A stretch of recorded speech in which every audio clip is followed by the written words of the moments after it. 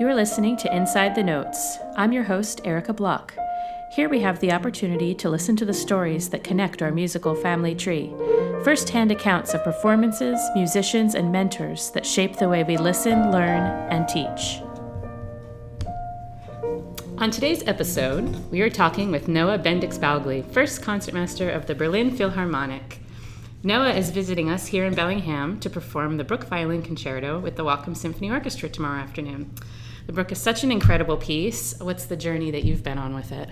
Well, this is, it's one of the all-time favorite romantic violin concertos, and I think like many aspiring violinists, I learned it when I was quite young. When I was I think the first time I must have been 11 or 12, and then worked on it again in my teenage years.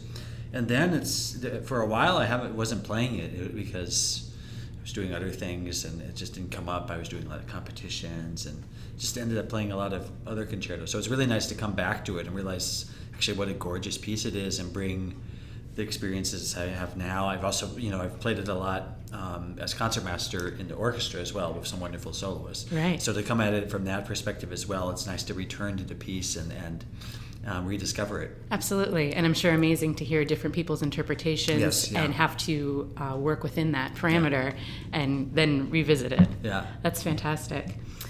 So you're originally from North Carolina. What was your road like getting to Indiana, since it's the land of basketball and football? As a violinist, it's a different journey there. Well, yeah, Indiana University in Bloomington is one of the great music schools in the country, and I think in the world. And I got there because I found a wonderful teacher there. I actually started studying with him there when I was 13 years old. Oh. And I'd been, at that point, I started playing violin at age 4.5, and had been, in North Carolina where I was born, but then had been living out in California for a few years in the Bay Area. And when I was 13, then I first played for this professor there, Mauricio Fuchs. And I remember it was through a family connection. He knew a sort of second cousin of mine or something.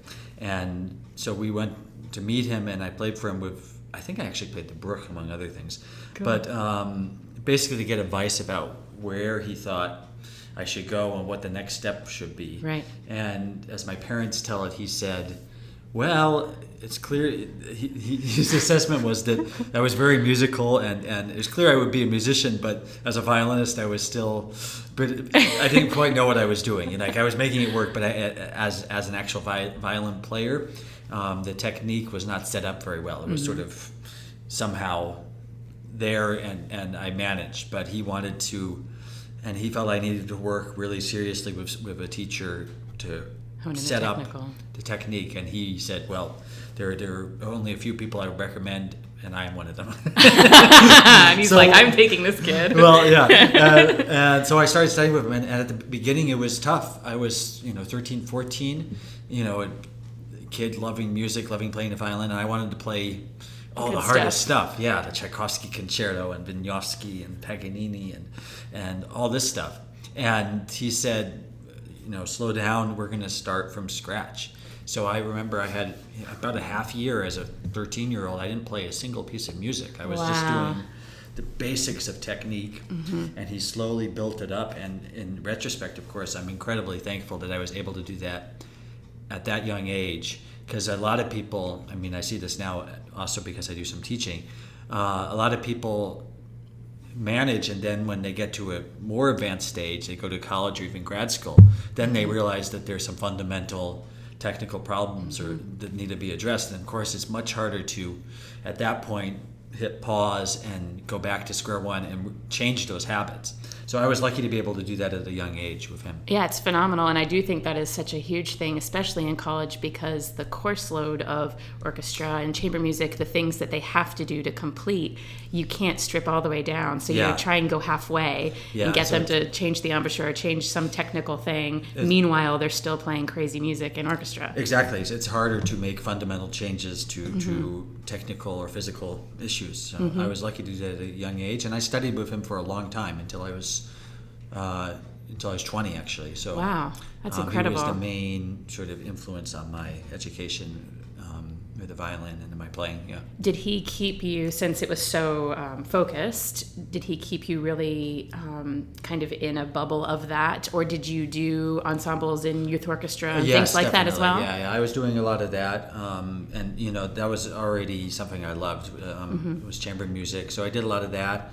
In high school, I was playing in the youth orchestra where I was living, playing a little concertmaster there, and doing summer festivals and stuff. So I was playing, but I did take at the beginning of that period with him a good amount of time to really just work on the setup of the violin. That's fantastic.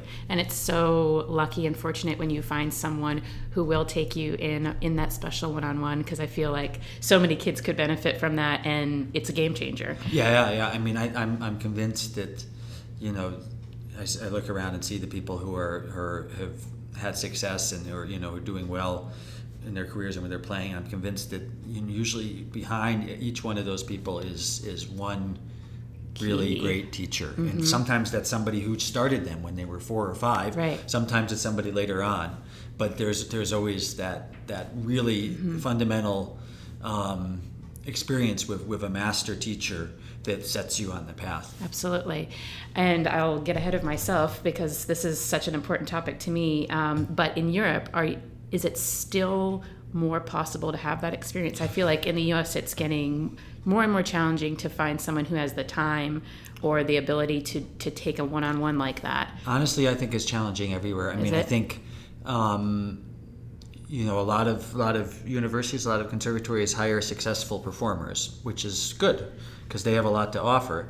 But a lot of those times, the performers are more concerned with their own careers and their own concert activities. And so to have people who are really devoted to pedagogy, who are devoted to their class, there are many of them out there, but they're a little hard to find. I think that's true all over, honestly.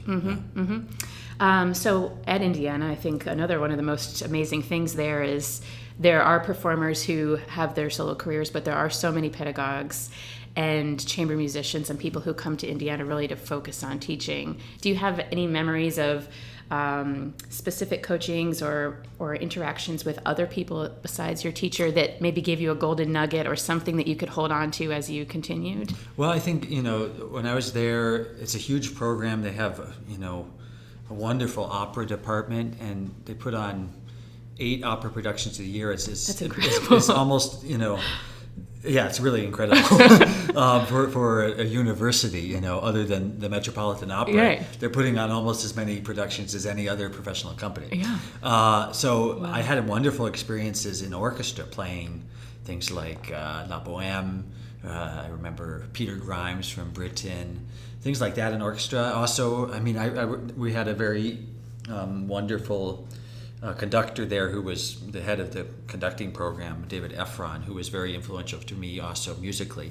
And even after I left Bloomington, I would still go back to him and play for him and get insights because he's just a wonderful musician with a ton of experience conducting and all around. So there are a lot of people like that. Also, I was incredibly lucky, for example, to have chamber music coach Jana Starker. It's incredible. So things like that were all always memorable experiences that stick with you. And I think it's so great also for people to hear that you can have that time to go back and play for people. I think sometimes students think when they're done college and then they're out in the wilderness, but you can and do go back and keep playing for people and keep having people listen. Yeah, I think it's important and keep, and it can change, the relationship can change. It can change from a teacher-student relationship to a collegial kind of thing where you play for your colleagues or your peers. But it's important to do that and to get feedback. You think about the great tennis players, somebody like Roger Federer or Serena Williams. They still have coaches, and they're at the very top of the world. They're number one. They and it's not like they decide, okay, just because I'm winning, I know what to do now. I'm done. Yeah. But somehow in music, we start having a professional career. We start having these concerts, and then we stop going and kind of getting questioning ourselves and getting a checkup and having people critically listen to us. And that's not necessarily a good thing. Right. So, and of course it depends on also what you're doing. If you're playing in a string quartet, you're accounting that on a day-to-day basis because you have these rehearsals and your colleagues are asking you to do something different or criticizing how the whole thing is working. And so you're always checking that. But I think sometimes for soloists it's a little bit difficult because you're on your own and you play the way you're playing, and if it's good, everybody loves it, and then you kind of get into a cycle. So it's important to have that feedback at some points. Yeah. It's a very good piece of advice. Very important, I think. So then you finished Indiana. What happened between then and Pittsburgh, or was Pittsburgh right away? After Indiana, I had this desire to go study in Europe, and so I went and I was playing for different teachers around Europe, and my original idea was to go for a year or maybe 2 years, and so I went over there and played for different people and tried to decide where I wanted to go, and I ended up in Munich. And originally I thought for maybe 2 years, but then things started going well. I founded a chamber group, a quartet, and we were getting pretty serious, doing a lot. And then I was doing all these big violin competitions, and it was a very different atmosphere than in Bloomington, Indiana, at the American University, where you have, as you mentioned, all these other things. You're taking, music history, music theory, ear training, you're playing in the orchestra, this and that. And of course, then there are other subjects too that you can take at a university, which a lot of people took advantage of. In Munich, where I studied, it was much more free form. It's my postgraduate degree there was basically you show up for lessons and coachings, you play some orchestra projects in the year, but you have to be you take care of your own schedule. You have to prepare for things on your own time, show up knowing the new piece, and it required me to become a lot more proactive in both my career and also my preparation. That I wasn't waiting. I wasn't waiting for my teacher to say next week we're going to work on this and this and that, and the week after we do that, and we'll check in on this. It was really, okay, what do I want to work on? I prepare it, and then I go play for people.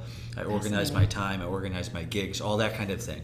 So it was an important step and very helpful. And then I had this motivation of all these big competitions, which was is a real challenge and a real way to get you to work hard. Really hard. And to challenge yourself. And that's what, and some of them went well, some of them not. Right. But the thing that they accomplished was I really pushed myself to the limits. Right, and you stacked yourself up against the people who have been doing that since they were born. Yeah, it's a way to see, what's out there. And if you don't kind of step into that situation, you never know.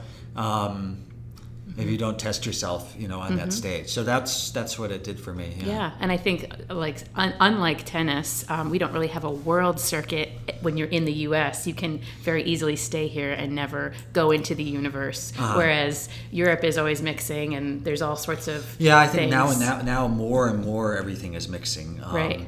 And I see even now more American students or people who studied initially in America coming over to Europe to complete their studies, which is good. Yeah, it's very exciting. It is.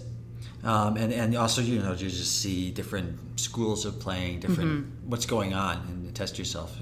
Yeah, I think that's amazing. So did you come home for Pittsburgh, or were you planning to stay there, and then that job opened? Yeah, it was sort of random. A lot of these things in my experience, my career, have been really fortuitous things that happen when they need to happen, or just sort of randomly. I was doing these big competitions, and I'd sort of challenged myself, and I was getting to the end of my patience with it. I was doing well, but I wasn't always winning them, and it takes a lot out of you. And so I had sort of decided I was going to do this last one in America, this Indianapolis one, and see how that went. And right before that, I got a email out of the blue from Pittsburgh that they were looking for a concertmaster, and would I be interested in coming to play a trial week and do an audition. And I thought, well, yeah, sure. Yeah, why wouldn't I? They'll fly me to Pittsburgh. They'll pay me to to work there. And I had very limited professional experience, a little bit of guest work here and there.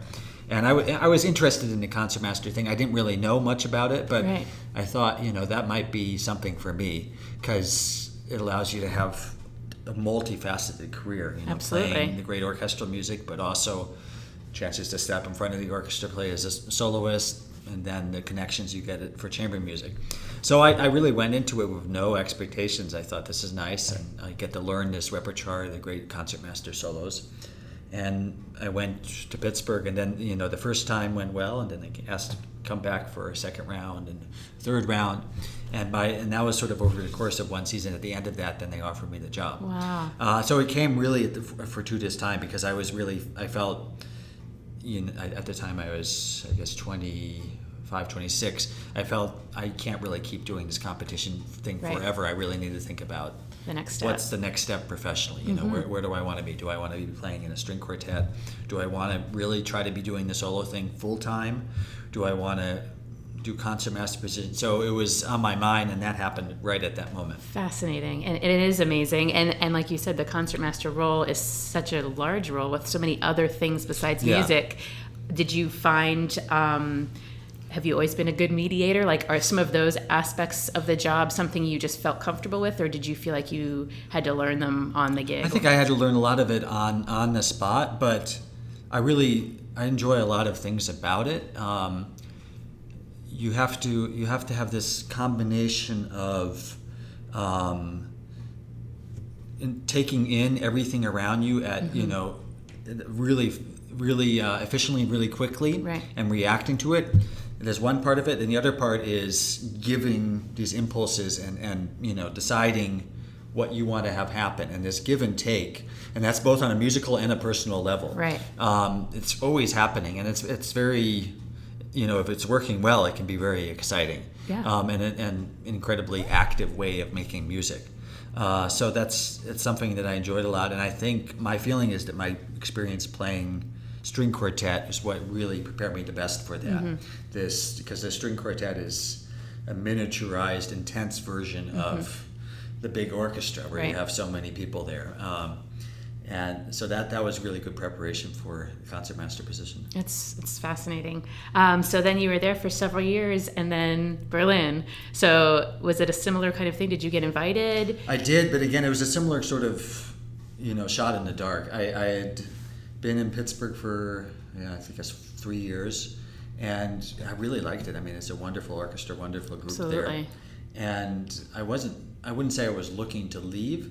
On the other hand, I was 30, and I was thinking, if I'm going to make a move, now would be the time to do it, not in 10 years. Right. But now, so I knew that there was a position opening up in Berlin, and I had met a player from Berlin at a festival, and he said, why don't you send in the resume? So I did, and I kind of forgot about it, and then, because I didn't hear anything for months. I wasn't really thinking about it much, and then out of the blue, they sent an invitation and said, you're invited for the audition on, I think it was February 14th. Wow. This was January 16th or 17th. You're like, so I was basically like, what do I do now? 3 weeks. And I was really considering whether I should take it, because I had all these other things I had to do in that time. It was not much time to prepare, and I sort of thought, and I consulted with people, including my teacher in Bloomington, and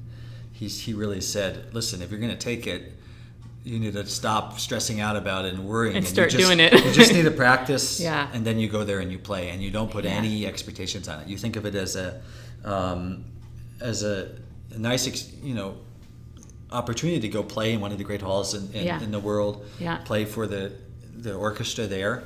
Think of it that way, not as an audition and I'm trying to win this job. Right. So that's what I tried to do, and it worked out well. I mean, that's incredible. I was, to the extent possible, of course I was nervous, especially the first round, but to the extent possible I was able to enjoy the experience. And so I felt like the fact that the pressure was not on me, that I had to get a job. I had already a wonderful position. Job, that I was able to just go and play probably was a big factor in the fact that it worked out, the fact that I got the job. Which I feel like so many people that I've spoken to that have won their job have said, you have to find a way to make it the joy and not the terror of I'm not going to win and it. It's really it's tough. Really hard. I get to sit on these audition panels and listen to 50, 60 violinists come in and play their first rounds, and it's so tough because you have 3-4 minutes.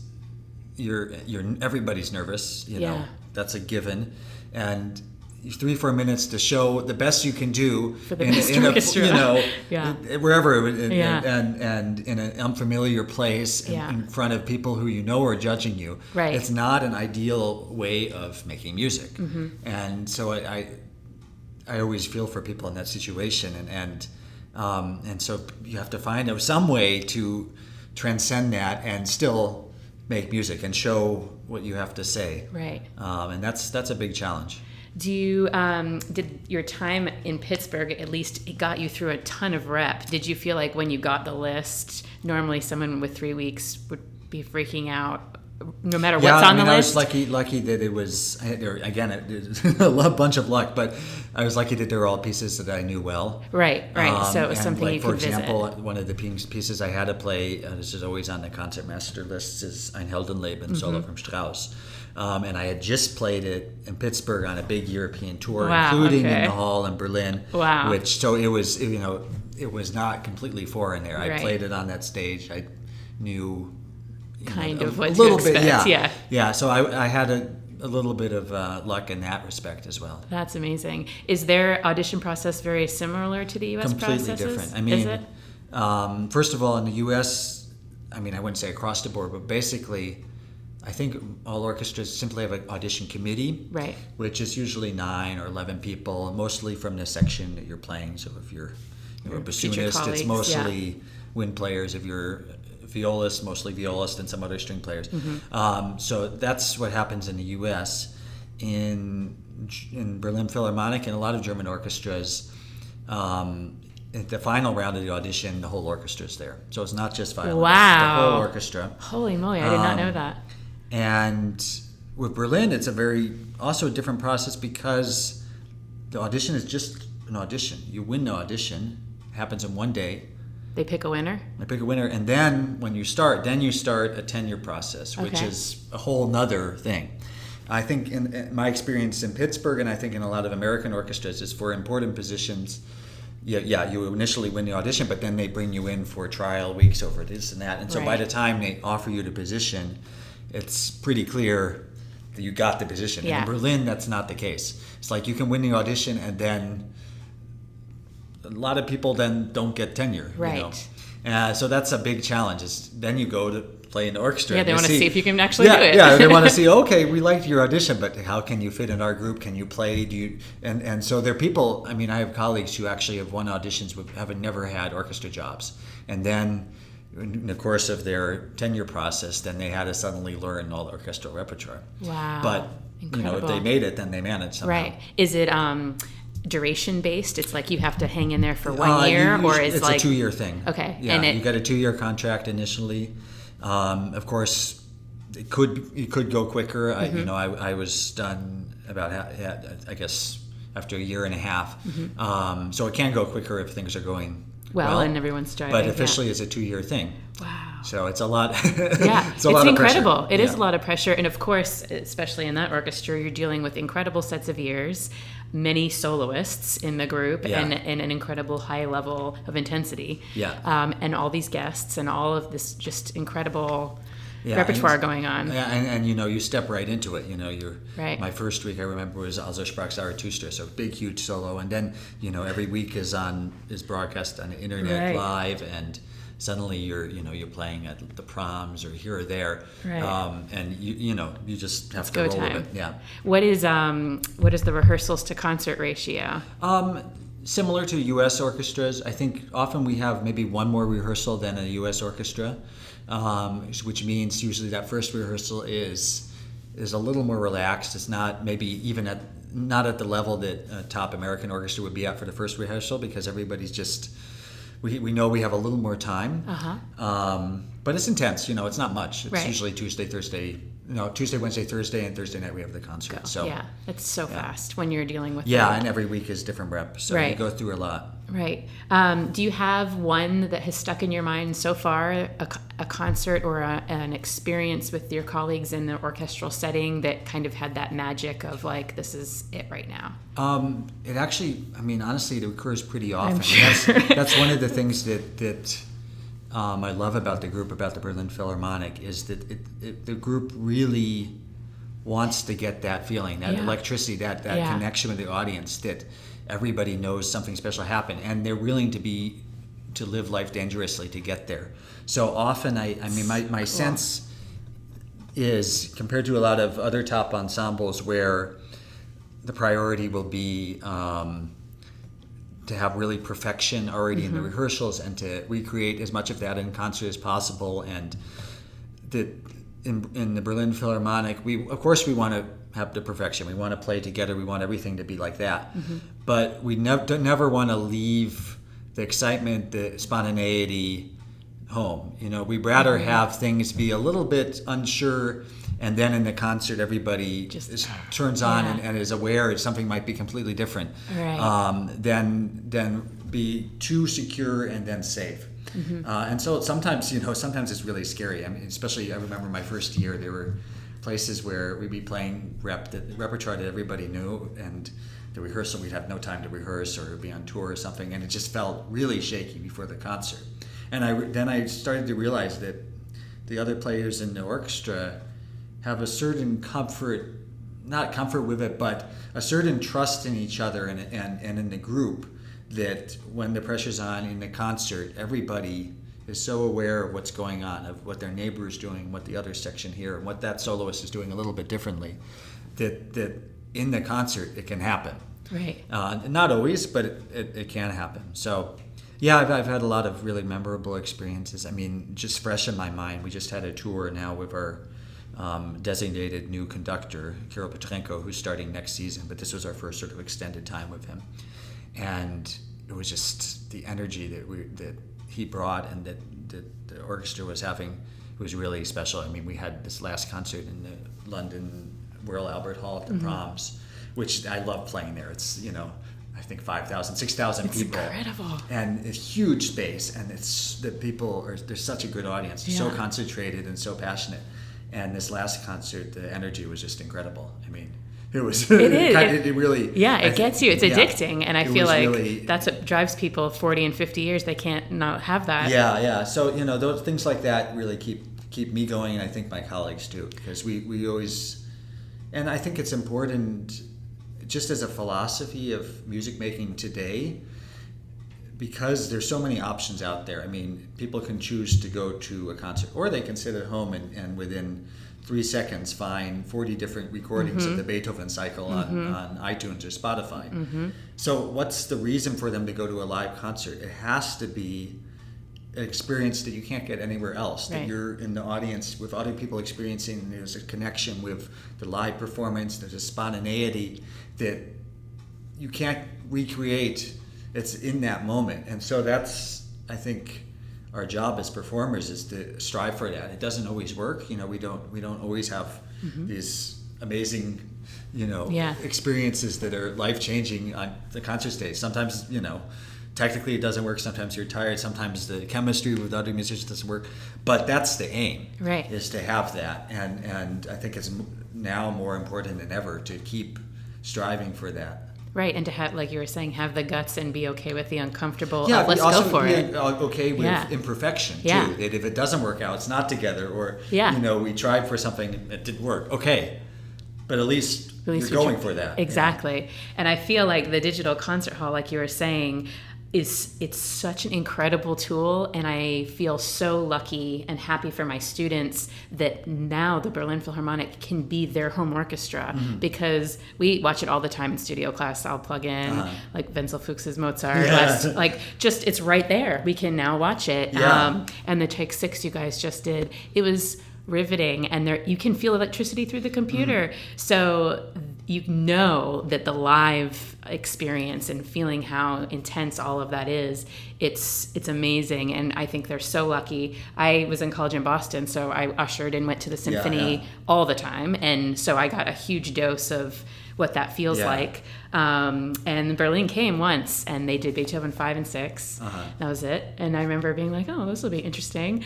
First 4 notes of Beethoven 5, I was just like, oh my God. That's one of my favorite halls also. Oh my gosh. fantastic place They to play. blew the roof off of it. It was so intense, and how much everybody moves. Yeah. And participates chamber music, quartet That's style. the thing. It's really chamber music in a big setting.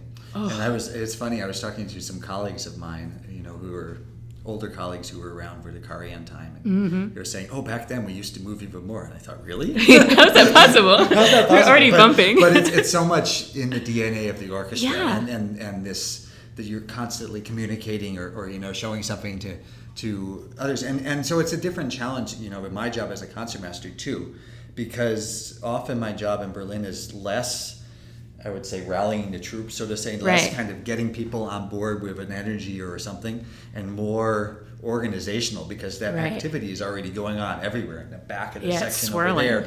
And if it's not organized, if it's not focused on something, it can be really chaotic. Right. And so then becomes my job, is to focus that for my section and get it together with the other section, with the viola section there and with the flute solo there, and all those things.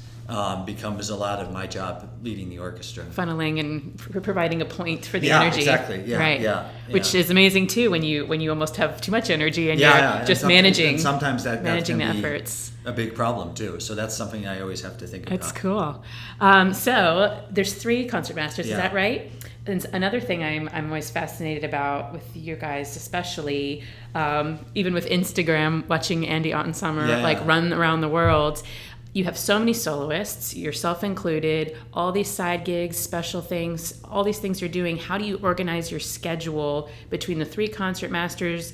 Who's going to get, Ein Leben, or who's going to get Scheherazade? Yeah. How does that all work? Well, I mean, luckily I have 2 really wonderful colleagues, other first concertmasters, and we really work it out among ourselves. I mean, it's a lot of the times it's based on who needs time off to go do a solo concerto there or a chamber music festival there. Right. And that's sort of first come, first serve. And we're usually looking a couple seasons ahead and reserving those things and making sure that somebody can be in Berlin playing the program. Right. And in terms of, the important kind of solos or important concerts and stuff, we're pretty laid back about it. I mean, part of the thing is there's so many concerts, it would be impossible for, I think, for one person to be concertmaster, because if we're playing, end of August all the way through the end of June, and basically every single one of those weeks is a different subscription program or a tour, if one person was doing that, it would be way too much. Right. And also because there's so many concerts, all of that repertoire comes back pretty quickly. Right. So if my colleague played Scheherazade 2 years ago, it'll come up this year, I get it. Right, and the next right. week. It's not like... You're like, I really wanted it. Yeah. Exactly. And it's just so much quantity. There's so much quantity, and there's so many, things to look forward to. So it seems to work out pretty well. I mean, of course, if everybody has the same mindset about it, it's really... The orchestra is also very democratic in that way. It's and we also think it's actually a plus.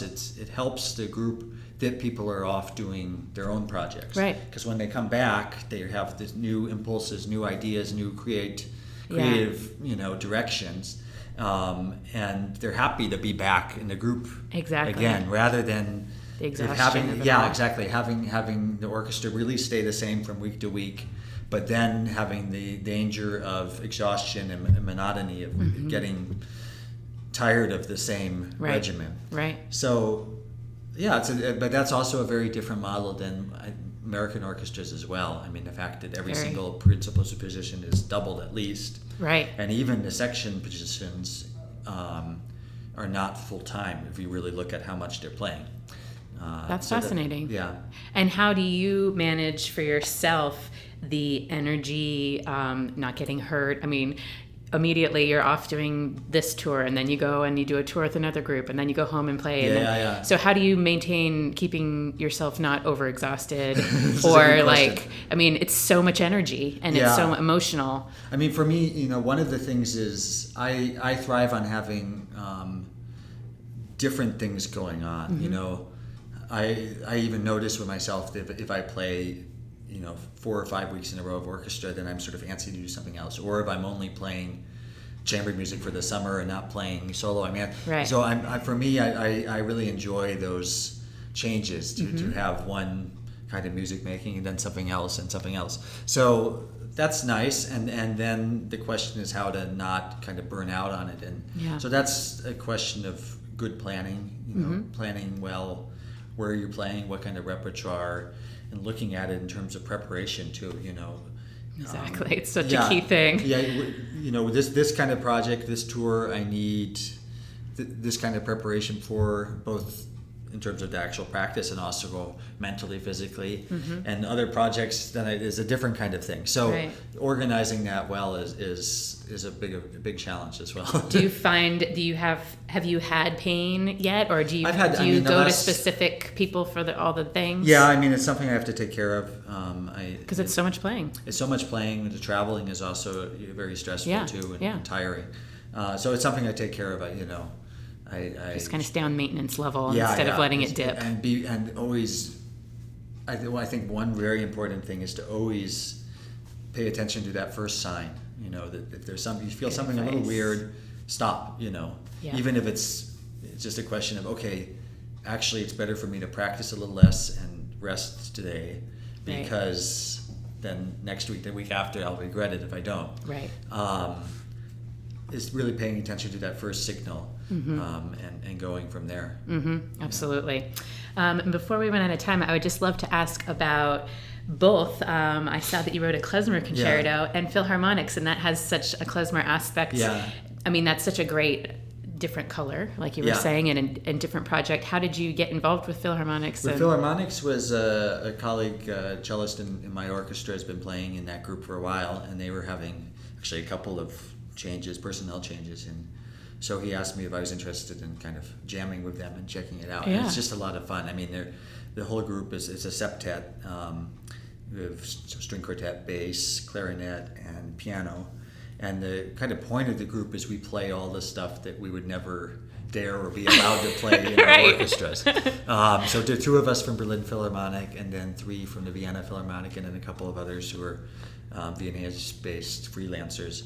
And we play sort of anything that we like, whether it's Bohemian Rhapsody or some swing stuff or gypsy music or a Frank Sinatra tune, but we try to, the arrangements are made by members of the group, and we try to put our own stamp on all these things we do. So those are it's a lot of fun to do that, and refreshing. Yeah. We just have a good time doing that. And you guys are touring Japan soon, is that right? Yeah, we do a lot of touring. Have you come stateside yet? Not yet. We're coming in May 19. We're doing some East Coast stuff, and then probably the next year in 2020 we'll do a longer American tour. Awesome. So we're trying to kind of start in America as well. Awesome. And you have an album that did it just come out? We had an album pretty recently? Last February. It came out, and we'll be recording. Let's see. 2 weeks we'll be recording our next one. Oh my gosh, awesome. And what about your concerto? Have you gotten to play that out and about? Yeah, actually I play it next week in California. And I played it a few times now in the States. I played it in China. Wow. And of course it was commissioned by the Pittsburgh Symphony. It was sort of the last big thing I did there, even though I'd already kind of left, but it was my kind of farewell thing. Yeah. And it was a nice story. I mean, I've been playing klezmer music since I was a kid. It's been something that I've always been around. I love it a lot. And I've been looking for ways to kind of bring it to my classical concerts as well. And so I was looking for pieces that I could play in recitals and stuff. But my dream was to have somebody write a concerto in the klezmer style. So when I was in Pittsburgh, I started looking for somebody to do that. I was looking around, listening to things, and the project never really got off the ground. And I was then talking to various people about it, including a good klezmer friend who taught me some of the klezmer violin stuff, and then also including the conductor in Pittsburgh, Manfred Honeck. And a couple of people mentioned, including Honeck, well, maybe why don't you compose some of it yourself? And I thought, okay, well, I don't really compose that much. I did a little when I was a kid. But then I started doing it, and then it started to go on and on. So I composed the violin voice, and then sort of a overview, a sketch of everything else that's happening. And then I was lucky to find a wonderful composer and arranger, orchestrator, Samuel Adler, who's he's an incredibly experienced American composer, to do the orchestration. So I worked with him. We were kind of going back and forth for a number of months, and he orchestrated the whole thing, full orchestra. And so it was a big project, a lot bigger than I originally imagined, but I premiered it in 2016.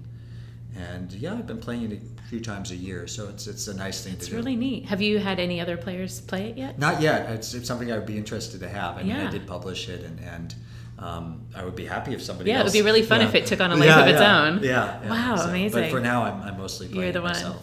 It's fantastic. Is there any recordings that people can hear? Is there anything on YouTube? There's, let's see, there's not much. There's some audio on YouTube. I need to get something up there soon. But, people would love to hear it. But there's not a commercial recording yet. That's something I'd like to work on sometime soon. So. Cool. All right, so lastly, the big question of all is, do you have any advice for the young players, the kids on their way out of college, going into this universe, on what they should be actually focusing on or trying to do? First of all, my advice for the kids in college is that, and I wish I'd known this a little more than I did, but the time you have in school, like the freedom to spend a lot of time practicing or listening to the whole repertoire, getting to know it, that time that you have is really precious, because you're not going to have it as soon as you start. You're not going to have it ever again. As soon as you start being busy professionally, whether you're in an orchestra or you're freelancing, you're taking different things, or then your personal life gets changed, and then there's that as well. You don't have that time. So the time as a student is really, really valuable and precious. Once you're out of school, you have to be a lot more efficient. You have to really be able to prepare things in not very much time and know how to do that efficiently. And I think these days you really have to be proactive and entrepreneurial, and not limit yourself to one possible career path. I see too many people who think, okay, I go to school, I do well, and then after school I take auditions and I'm going to get an orchestra job, and that's the plan. Mm-hmm. But it's tough. It's tough, and you need to have some other plans too. Right. Be at school, trying out different things, trying out with different chamber groups, see if you like playing, period instruments, or you like doing contemporary music or film scoring or arranging, all these kind of things. Really be checking out all the options and seeing, because you never know where those are going to lead. And anything that limits your possibilities is going to be difficult, especially today. The competition is better and better for everything, for solo careers and these competitions, for an orchestra job, even just a tutti job, and anywhere. 50 people show up, 100 people show up, all college graduates. Right, and stellar. And so you need a good bit of luck and determination, and you need to be looking, putting yourself out there in many different ways. And so that's what I would say. And I think also the other thing I realized looking back is that the people you meet early on in school, your other music students and people you meet at master classes and festivals and stuff, these are the people that are going to be colleagues for the rest of your career. So be nice to them. Yeah, be good. Make good connections with them, and see, figure out which ones you really like working with, because those are the people you'll keep working with them, and they'll lead you to the other people, and then suddenly you'll have your network, and that's important to realize early on too, because the music world gets smaller and smaller and smaller the further you get. And everybody knows everybody. Everybody knows everybody. It's really true. And so it's important to realize that early, and also really make connections and treat everybody really well. And be a good communicator, and make sure you stay in touch with those people that you knew. Don't call them 15 years later and be like, remember me? We were in school together. And expect that something's going to happen. Right. Absolutely. Well, thank you so much. This has been enlightening, and we're very excited to hear you play tomorrow. Great. Thanks. Great to talk to you. Thanks for listening to Inside the Notes. I'm your host, Erica Block. Be sure to check the Inside the Notes Facebook page for details on our next guest.